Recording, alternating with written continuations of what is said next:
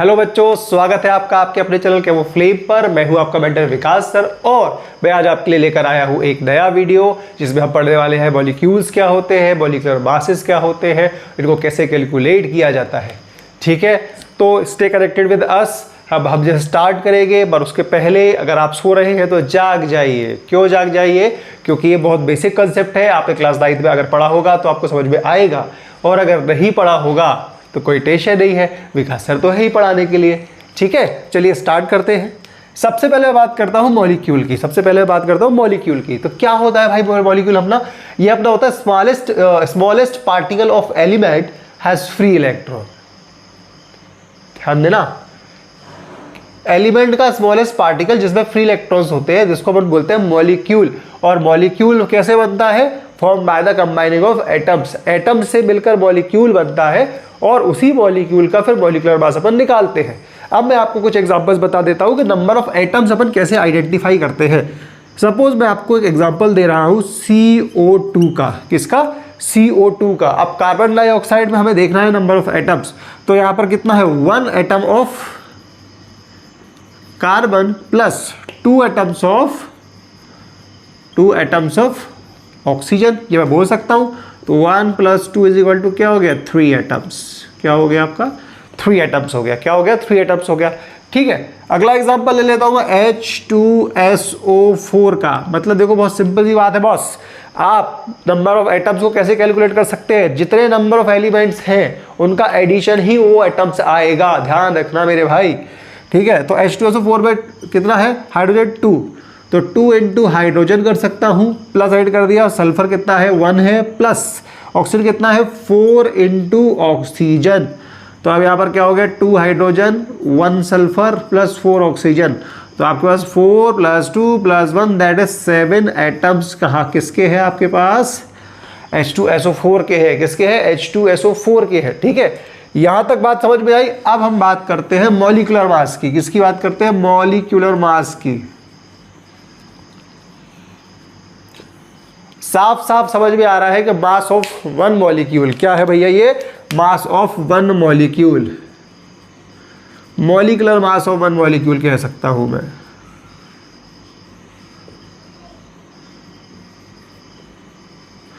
One molecule का जो total mass है that is our molecular mass. ठीक है, निकालते कैसे? अगेन अब आप थोड़ा सा आंखें बंद करिए, क्लास 9 में जाइए जरा एक बार। आप थोड़ा सा देखिएगा, जब आप मोल कंसेप्ट चैप्टर पढ़ रहे थे तो वहां पर आपको शायद आपके टीचर ने सिखाया होगा कि मॉलिक्यूलर मास को अपन कैसे कैलकुलेट करते हैं। कैसे करते हैं आइए मैं आपको एग्जांपल के थ्रू बता देता हूं। अगेन CO2 का ही मैं एग्जांपल ले लेता हूं। CO2 का मॉलिक्यूलर मास हमको कैलकुलेट करना है। मॉलिक्यूलर मास को शॉर्ट में MM लिख देता हूं। अब यहां पर देखिएगा भाई क्या क्या करना कैसे है। बहुत तेज चल रहा हूं मैं। क्यों चल रहा हूं? क्योंकि ईजी टॉपिक है। क्या है? ईजी टॉपिक है ये। देखो क्या हो गया, कितने कार्बन? देखो सबसे पहले क्या करना, नंबर ऑफ एटम पकड़ो। 1 एटम है, इनटू क्या कर देंगे अपन? Mass of carbon. और ये मास कौन सा रखते हैं? एटॉमिक मास, क्योंकि एटॉमिक मास ही कंबाइन होके किसी मॉलिक्यूल का मॉलिक्यूलर मास बनाते हैं। ठीक है, प्लस कर दिया अपन ने। ऑक्सीजन कितना है? 2 × atomic mass of oxygen, 2 × atomic mass of oxygen. अब यहां पर भाई मास कार्बन का कितना है? 12 प्लस ऑक्सीजन का कितना है? 16। तो क्या हो गया? 12 + 16 = 32 दैट इज 44 AMU। ठीक है, क्या है ये? 44 AMU। बात समझ में आ रही होगी आपको। चलो जल्दी से मैं एक और बता देता हूँ आपको, वाटर का बता देता हूँ। वाटर का ये बहुत आसान है। देखो डायरेक्ट लिखो अब, 2 × एटम यानी कि हाइड्रोजन प्लस ऑक्सीजन कितना है? 1। ऑक्सीजन कितना है? 1। तो हाइड्रोजन का मास होता है 1 + 16, तो ये कितना हो जाएगा? ध्यान से देखो, 16 + 2 8, ये हो जाएगा अपना 18 AMU। क्या हो जाएगा? 18 AMU। देखो भाई, सबसे पहले आपको एटॉमिक मासेस का याद होना बहुत ज़रूरी है। बिना एटॉमिक मासेस को याद करें आप यहाँ पर मॉलिक्यूलर मासेस को नहीं कैलकुलेट कर पाओगे, क्योंकि जब अपन को एटॉमिक मास ही नहीं पता होगा तो फिर मॉलिक्यूलर मास कैसे निकालोगे? सिंपल है ना।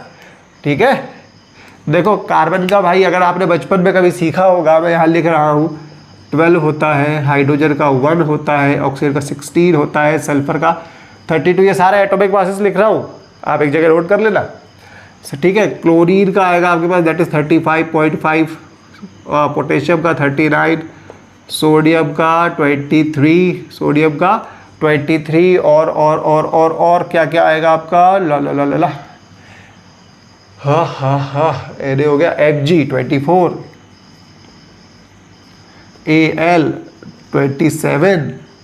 भाई ये क्यों दे रहा हूँ, क्योंकि इन सब की वैल्यू भी आपको पुट करनी है और मॉलिक्यूलर मासेस निकालने हैं, ठीक है। अभी प्रैक्टिस और करवा रहा हूँ, टेंशन नहीं लो, एक एग्जाम्पल से काम नहीं चलेगा यहाँ पर, क्योंकि हमारे को सीखना होता है इसको अच्छे से, ठीक है। और कुछ रह गया है क्या, रह गया क्या, फॉस्फोरस भी हो गया, नहीं फॉस्फोरस तो नहीं हुआ, P दैट इज 31, ठीक है। होप सो के इतने एलिमेंट्स के बेसिस से भी आपके कैलकुलेशंस हो जाएंगे, नहीं होंगे जो एलिमेंट्स नया आएगा मैं उसका ऐड करवा दूंगा, ठीक है। तो टेंशन नहीं है, जल्दी से इसको नोट करो, फिर आगे बढ़ते हैं।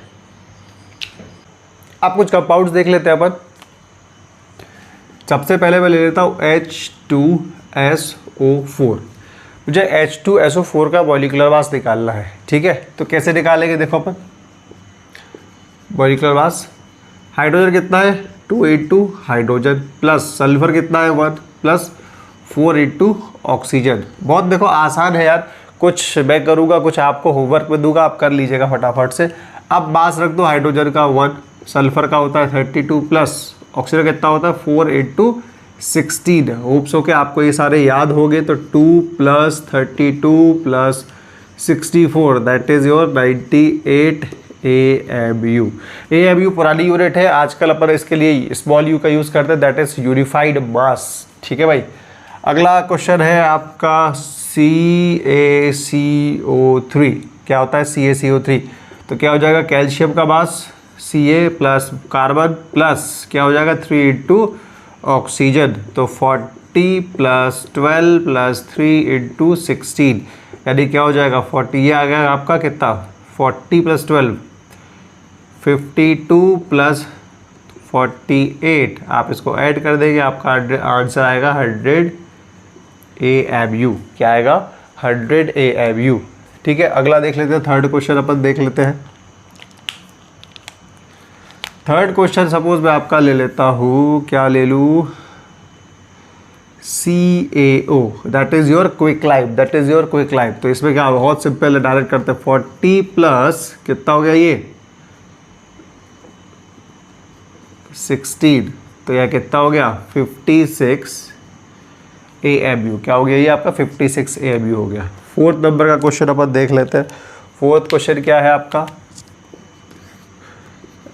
Na2CO3। क्या हो गया Na2, सोडियम कार्बोनेट है ये आपका। तो इसमें देखो 2 × सोडियम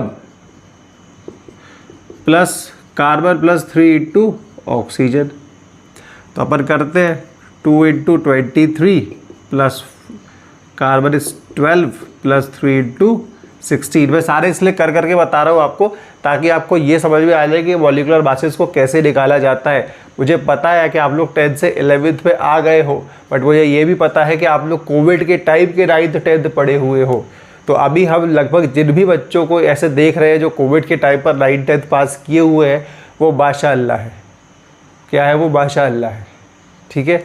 तो भाई सबसे इम्पॉर्टेंट है कि आप पहले अपने बेसिक्स पर काम करो, क्योंकि ये आपकी 11th क्लास है और आप अगर IIT और NEET की तैयारी कर रहे हैं तो इसका मतलब है कि आपके लिए टास्क अब बहुत टफ हो जाएगा अगर आप इन बेसिक चीज़ों पर काम नहीं करेंगे। मतलब अगर मैं सिंपल बोलूँ तो आपको क्या क्या पहले से आना चाहिए, कम से कम 30 तक आपको सारे के सारे एलिमेंट्स के एटॉमिक नंबर्स पता होने चाहिए, आपको उनके सिम्बल्स पता होने चाहिए, ठीक है। सेकेंड थिंग इज़ कि आपको जो भी कैटाइंस है एलायंस होते हैं वो आपको आने चाहिए, क्योंकि जब तक वो नहीं आएगा आप कंपाउंड फॉर्मेशन कैसे करते हैं ये नहीं सीख पाओगे। तो इसका मतलब है कि 11th क्लास में जब आपको कोई क्वेश्चन दे दिया जाएगा और अगर आपको सपोज मैं बोल दूं कि एल्यूमिनियम नाइट्राइड दिया हुआ है, अब अगर आपको इसका फॉर्मूला ही नहीं पता है तो आप उसमें इलेक्ट्रॉन या प्रोटॉन या मोल्स कैसे कैलकुलेट करोगे। समझ पा रहे हो मेरी बात को, ठीक है। तो भाई थोड़ा सा अपन को कंसेप्ट पर काम करना पड़ेगा और कोई दिक्कत नहीं है, आप बस अपने पढ़ाई को कंटिन्यू रखिए। हमें ऐसा लगता है ना कि हमसे हो रहा नहीं हो रहा, क्योंकि ये बहुत होता है साल भर बच्चों के साथ कि मुझसे हो पाएगा कि नहीं हो पाएगा। अरे सबके साथ होता है यार, मेरे साथ भी हुआ होगा जब मैं बचपन में था। तो कैसे कर सकते हैं, बस हम सिर्फ और एक ही चीज़ हमारे हाथ में, वो है अपने एफर्ट्स। वो एफर्ट्स हमको अपने नहीं रोकने हैं, बस एफर्ट्स लगाते रहोगे तो सब कुछ पॉसिबल है। कहावत है, अगर आपने सुनी होगी कि करत करत अभ्यास से जड़बती होत सुजान, रसरी आवत जात से सिल पर पड़त निशान। मतलब एक रस्सी पत्थर पर जब निशान बना सकती है, जो कि कितनी सॉफ्ट होती है, तो भाई तुम लोग तो यार इंसान हो, अगर तुम ठाल लो तो तुम क्या ही नहीं कर सकते, बिल्कुल कर सकते हो यार। ठीक है, तो 2 × 23 दैट इज 46 प्लस 12 प्लस 16 48। अपन को हिंदी भी आती है भाई, ऐसा नहीं समझ लेना। ठीक है, तो ये देखो 46 प्लस 48 50 60, तो कितना हो गया ये आपका 106 AMU। क्या हो गया 106 AMU। अब कुछ क्वेश्चंस मैं आपको होमवर्क के लिए दे रहा हूँ, ठीक है, आप इनको खुद से सॉल्व करिएगा और इनके आंसर्स को मुझे कमेंट बॉक्स में लिखकर भेजिएगा, तो मैं एक बार देख लूँगा कि आपने सही किया कि नहीं किया। ठीक है, जैसे HCl H2 अच्छा SO4 तो मैंने करवा दिया, H2C होती that is our carbonic acid CaOH whole twice. ठीक है, Ca3PO4 whole twice, C6H12O6, C12H22O11 और 7th हो गया क्या दे दूँ, चलो Mg3N2। क्या हो गया Mg3N2। अब आप बोलोगे कि सर इनके बासेस, तो देखो मैं कुछ बासेस बताते रहा हूँ, यहाँ पर मैं कहीं लिख देता हूँ। देखो आप, हाइड्रोजन का बासेस 1, Cl का बास होता है 35.5, ठीक है, कार्बन का मैंने बता दिया, फॉस्फोरस का बास होता है 31, सल्फर का बास होता है 32 और क्या बचा, हाँ मैग्नीशियम का बास होता है 24, नाइट्रोजन का बास होता है 14। बस ऑलमोस्ट सबके बताए, इसके अलावा तो जो आपको निकालने हैं। ठीक है, तो भाई क्या करना है अपन को, इनके क्वेश्चन 7 क्वेश्चन है, ये आपके होमवर्क है, इनके बासेस को आप कैलकुलेट करोगे, मुझे कमेंट बॉक्स में आप भेजोगे, ताकि भाई मैं चेक करूँगा कि भाई किसने क्या किया, मुझे पता तो चलेगा मैं पढ़ा रहा हूँ तो मुझे कुछ आउटपुट मिल रहा है या नहीं मिल रहा है, या आपको समझ में आ रहा है या नहीं आ रहा है। देखो इसी सिस्टम को फॉलो करना है, बस इसी सिस्टम को फॉलो करना है। इसी सिस्टम को फॉलो करते हुए आप इन सारे एलिमेंट्स के बासेस को कैलकुलेट आराम से कर सकते हो। ठीक है, चलो नोट करो, फिर अपन आगे बढ़ेंगे। चलो भाई लोग, अपन अब देख लेते हैं अपना gram molecular mass. Gram molecular mass को अपन कैसे कैलकुलेट करेंगे, आओ ये देखेंगे। तो देखो सबसे पहले अपन को समझ में आ रहा है कि मॉलिक्यूलर मास को अपन ने ग्राम में एक्सप्रेस करना है, तो क्या बोल सकते हैं कि molecular mass expressed in grams, in grams. अगर इसी को बोल सकता हूं मैं, तो ऐसे बोल सकता हूं कि mass of 1 mole molecule, 1 mole molecule का मास, या इसी को मैं पता और कैसे बोल सकता हूं, मैं ऐसे बोल सकता हूं कि मास ऑफ Na मॉलिक्यूल। क्या हो गया आपका Na मॉलिक्यूल। और जब मैंने बात कर दी है Na मॉलिक्यूल की, तो अब अपन ग्राम एटॉमिक मास निकाले, वो ग्राम मॉलिक्यूलर मास निकालेंगे, तो देखो कैसे आएगा। मैं एग्जांपल देखो आपको बता रहा हूँ। सपोज मेरे को निकालना है किसका, किसका ले ले पर एग्जांपल, सोडियम का ले लेते हैं। चलो सोडियम का ले ले, gram molecular mass of CO2 का निकालना है। चलो CO2 का ग्राम मॉलिक्यूलर मास निकालते हैं अपन। ठीक है, तो भाई इसका मॉलिक्यूलर मास कितना होगा, सबसे पहले तो ये बताओ इसका मॉलिक्यूलर मास कितना होगा, 44 AMU। भाई अभी अपन ने जस्ट पीछे वाले वीडियो में 5 मिनट पहले, 3 मिनट पहले, अब 4 मिनट पहले अपन ने इसका भी हाल सॉल्व किया है। ठीक है, अब इसको कन्वर्ट करना है ग्राम मॉलिक्यूलर मास में, और ग्राम मॉलिक्यूलर मास क्या होता है, molecular mass of Na molecules. तो सबसे पहले तो इसको क्या कर सकता हूँ मैं, मास को मल्टीप्लाई कर दूँ कैसे, 1.6624 इंटू 10⁻⁻, कितना था बताओ, 24 ग्राम्स था, और इंटू अपन ने क्या कर दिया, Na मॉलिक्यूल्स के साथ बात की है, तो क्या हो जाएगा 6.022 इंटू 10⁻23।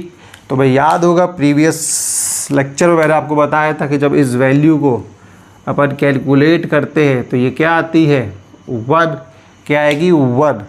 तो उस हिसाब से अगर देखा जाए तो मॉलिक्यूलर मास कितना हो जाएगा 44 ग्राम्स। क्या हो जाएगा 44 ग्राम्स। तो इस तरह से अपन ने निकाला CO2 का मॉलिक्यूलर मास। तो बारी तसल्ली के लिए एक और कर लेते हैं, चलो ठीक है। मैं आपको बता देता हूँ, चलो molecular mass, crab molecular mass of H2SO4, इसका H2SO4 का। अब भाई हमें पता है, हमने इसका मॉलिक्यूलर मास निकाला था तो कितना आया था 98 AMU, ठीक है। अब इसका ग्राम मॉलिक्यूलर मास कैलकुलेट करना है तो क्या हो जाएगा 98 इंटू क्या हो जाएगा 1.66 into 10 to the power -24 into 6 into 10 to the power 23। मैंने डायरेक्ट ले लिया, 0.022 नहीं लगाया। आप सॉल्व करिएगा फिर से वैल्यू क्या आएगा, सारा आंसर 1, तो ये आंसर आ जाएगा 98 ग्राम्स। क्या आ जाएगा 98 ग्राम्स। तो मॉलिक्यूलर मास अपन निकालते हैं AMU में और ग्राम मॉलिक्यूलर मास अपन करते हैं तो वो हो जाएगा ग्राम्स पे, क्योंकि एक्सप्रेस कर रहे हैं उसको ग्राम्स पे अपन कर रहे हैं, ठीक है। अब फटाफट इसको नोट करो, मैं कुछ क्वेश्चंस आपके लिए प्रैक्टिस करवा देता हूँ। ये क्वेश्चन अपन को दिया हुआ है, इस क्वेश्चन पेपर को नंबर ऑफ ग्राम मॉलिक्यूल्स और मॉलिक्यूल्स को कैलकुलेट करके बताना है, ठीक है। अब यहाँ पर बस एक चीज़ पहले थोड़ा समझ लो कि याद होगा तो मैंने पिछली क्लासेस में बताया था कि जब नंबर ऑफ ग्राम एटम्स दिए जाते हैं मतलब वो बता रहा होता है, वो रिप्रेजेंट कर रहा होता है उसके बोल को। क्या रिप्रेजेंट कर रहा होता है, उसके बोल को। यानी अगर मैं ऐसा बोलूँ कि 1 मोल इज इक्वल टू, अगर हम बोले 1 ग्राम एटम्स तो भी एक ही बात है, और इसको मैं बोलूँ 1 ग्राम मॉलिक्यूल तो भी एक ही बात है। तो ग्राम मॉलिक्यूल का मतलब क्या है, यहाँ पर ग्राम मॉलिक्यूल का मतलब क्या है, बोल। क्या है, बोल। यानी अपन को यहाँ पर क्या कैलकुलेट करना है, बेसिकली बोल्स कैलकुलेट करने हैं अपन को। तो देखो अब अपने लिए कितना आसान काम हो गया। 11 ग्राम CO2, 11 ग्राम CO2 बोल्स निकालने के लिए क्या करते हैं, जब वेट ग्राम में दिया हो तो वेट मॉलिक्यूलर वेट से उसको डिवाइड कर देते हैं। तो 11/44 दैट इज 1/4, ठीक है। और मॉलिक्यूल्स निकालना है तो फिर क्या बोलते हैं, Na एटम्स का मास ऑफ Na एटम्स। तो फिर क्या कर सकते हैं, इसको Na/4 लिख सकते हैं क्या, बिल्कुल लिख सकते हैं। आप चाहो तो Na की वैल्यू अगर यहाँ पर रख दोगे तो 6.022 हो जाएगा, और उसको by4 से आप कैंसिल कर देंगे तो 1.505 आंसर आ जाएगा, इंटू 10 टू द पावर 23 आपका आंसर होगा। 34 ग्राम अमोनिया जिसका मास है 70, यानी कि आपका आंसर आ गया 2 मोल्स। यानी कि यहाँ पर क्या हो जाएगा 2Na, क्या हो जाएगा 2Na। 90 ग्राम वाटर दिया हुआ है, तो वाटर का मास कितना होता है 80, यानी कितना आ गया आपका यहाँ पर 5। क्या आ गया 5, तो 5 आ गया, मतलब 5 इंटू Na, तो यहाँ से आएगा 5Na।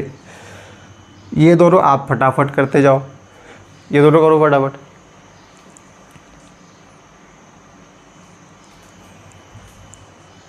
देखो 150 ग्राम दिया हुआ है और CaCO3 का मॉलिक्यूलर मास हमने कैलकुलेट किया था दैट इज 100, तो ये क्या आ गया 1.5। तो 1.5 का मतलब क्या हो गया 1.5 Na आ गए आपके मॉलिक्यूल्स। यहाँ दिया है आपको मिलीग्राम, क्या दिया हुआ है मिलीग्राम, और मिलीग्राम को कन्वर्ट करेंगे तो 128 इंटू 10⁻³ डिवाइडेड बाय क्या हो जाएगा आपका SO2 का मास 64। तो ये पता आपका कितना हो जाएगा, ये हो जाएगा 2 इंटू 10⁻³ अब इसी के वैल्यू को अगर आप पुट कर देंगे यहाँ पर तो क्या हो जाएगा 2 इंटू 10⁻³ इंटू Na हो जाएगा आपका। और अगर आप यहाँ Na की वैल्यू पुट कर दोगे तो 23 में से -3 आ जाएगा तो 20, और 6.022 इंटू 2 हो जाएगा, तो आपका आंसर 12 पॉइंट समथिंग हो जाएगा। तो क्या आ जाएगा इसका आंसर 12.044 इंटू 10⁻20। सॉल्व करोगे तो ये आंसर आएगा, ठीक है। समझ में आ गई बात। फिर से देखो, number of gram atom gram molecules का मतलब होता है बोल। क्या होता है बोल। और इस वैल्यू को अपन पहले सबसे पहले बोल्स निकाल लेंगे, और उस बोल्स पे अपन क्या कर देंगे मल्टीप्लाई कर देंगे Na से, तो अपनी क्या निकल आएंगे मॉलिक्यूल्स निकल के आ जाएंगे। क्या आ जाएंगे निकल के, मॉलिक्यूल्स निकल के आ जाएंगे। भाई देखो बिल्कुल हमें घबराना नहीं है। ये कोई बोलता है, याद होगा अगर आपने कभी सुना होगा तो वो एक नेता है, वो अपनी पॉपुलेशन को हमेशा एक ही चीज़ बोलता है कि आपने ना पहले तो घबराना नहीं है, जबकि वो काम ऐसे ही करता था जिसमें व्यक्ति घबरा जाए, पूरी पॉपुलेशन उसकी जनसंख्या देश की घबरा जाए। लेकिन वो एक ही डायलॉग बोलता था हमेशा के, सबसे पहले आपको घबराना नहीं है, क्योंकि उसे पता था अब हम कुछ ऐसा स्टेटमेंट देंगे कि व्यक्ति घबरा जाएगा। तो वही वाली बात है आप लोगों के साथ भी हो रही है कि भाई ऐसा कुछ नहीं हो रहा जिससे कि आपको टेंशन लो, बस आपको करना है अपना टाइम मैनेजमेंट। अभी तो आपका सेशन स्टार्ट हुआ है, आपकी पढ़ाई स्टार्ट हुई है, तो अभी तो चीज़ें बहुत आसान है। धीरे धीरे आप स्पीड पकड़ोगे। अभी आप धीरे धीरे 10 की स्पीड पर हो, 20 की, आपको फिर शताब्दी राजधानी की स्पीड भी पकड़नी पड़ेगी। क्यों पकड़नी पड़ेगी? क्योंकि हमें अपना सिलेबस भी तो टाइम पर कंप्लीट करना है ना। तो भाई जब भी मन में लगे आपको कि भाई हो रहा नहीं हो रहा, मेरे दिमाग में एक ही चीज़ चलती है, एक गाना है, मैंने सुना था कहीं पर कि अपन हमेशा बोलते हैं क्या, आरंभ है प्रचंड। तो भाई हमारा आरंभ हमेशा प्रचंड होना चाहिए। मतलब सुना होगा ना वो गाना, आरंभ है प्रचंड बोल मस्तकों के झुंड, आज जग की घड़ी की तुम गुहार दो। बस इसको सुन लो, मज़ा आ जाएगा। एक मोटिवेशन है इसमें, समझ में आ रही बात? तो बस करते रहो। मिलते हैं अगले वीडियो में बोल्स के साथ, कैसे बोल्स को कैलकुलेट किया जाता है। एवोगैड्रो वैल्यू जो अपन हमेशा पढ़ते आ रहे हैं 6.022 इंटू 10⁻23, ये कैसे आती है, ये सारी चीज़ें अपन थोड़ी सी इनको सीखेंगे। ठीक है, तो तब तक के लिए बढ़िया क्या पढ़ते रहेंगे अपन। क्यों कहा गया चैन से सो रहा है तो जाग जाओ।